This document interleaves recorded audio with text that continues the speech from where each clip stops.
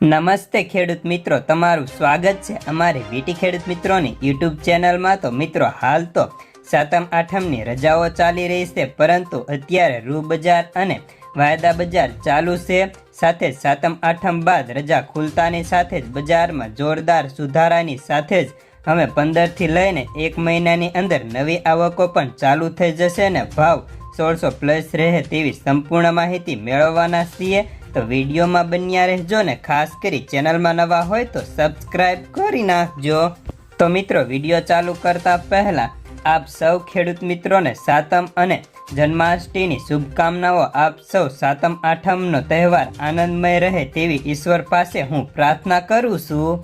તો હવે આપણે મેન વાત ઉપર આવીએ તો હાલ રાજ્યમાં રજાના કારણે માર્કેટ યાર્ડો બંધ છે, પરંતુ વાયદામાં શાનદાર તેજી જોવા મળી રહી છે। જેમાં આપણે ન્યુયોર્ક કોટન વાયદાની વાત કરીએ તો ડિસેમ્બર વાયદો 71 સેન્ટની નજીક પહોંચ્યો હતો, જે શુક્રવારે 1.50 સેન્ટના વધારા સાથે MCX કોટન વાયદામાં પણ સતત ચોથા દિવસે 230 પોઈન્ટ વધીને વાયદો 57,700 રૂપિયાનો બોલાયો હતો।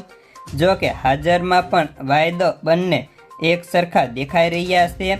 જ્યારે હાજરમાં 57,500 બજાર ખાંડીના છે, તો સાથે જ વાયદો 57,700નો બોલાય છે।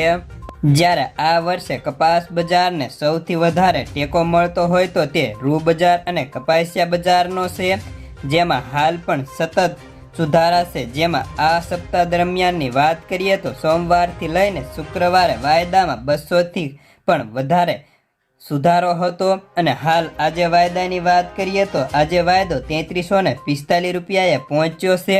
તો હાજરમાં 50 કિલોની બોરીના ભાવ ખોળના 2050 રૂપિયાએ પહોંચી ગયા છે।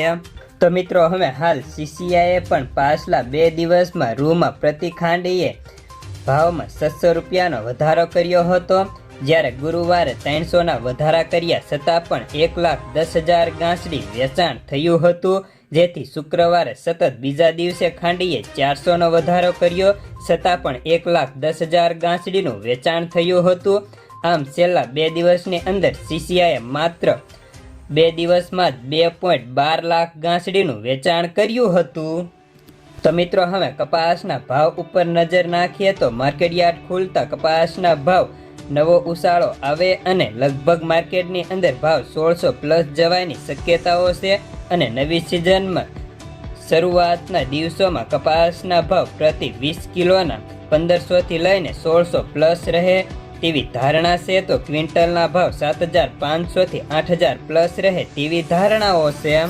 તો મિત્રો, આ કપાસના ભાવ વધવા પાછળની વાત કરીએ તો ન્યુયોર્ક અને ચીન રૂ વાયદાના ઊંચા મથાળે વેચવાલીના પ્રત્યાઘાતી સુધારાના કારણે આપણે ત્યાં પણ સુધારો છે, અને સાથે જ અત્યારે ચીન અને અમેરિકાની અંદર બંનેમાં કપાસના ઊભા પાકમાં સામાન્ય બગાડના કારણે ન્યુયોર્ક કોટન વાયદો પણ સતત વધી રહ્યો છે, જેના કારણે આપણે ત્યાં MCX વધી રહ્યો છે।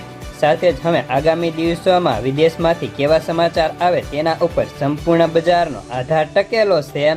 તો બસ આજના કપાસના સમાચારમાં આટલું।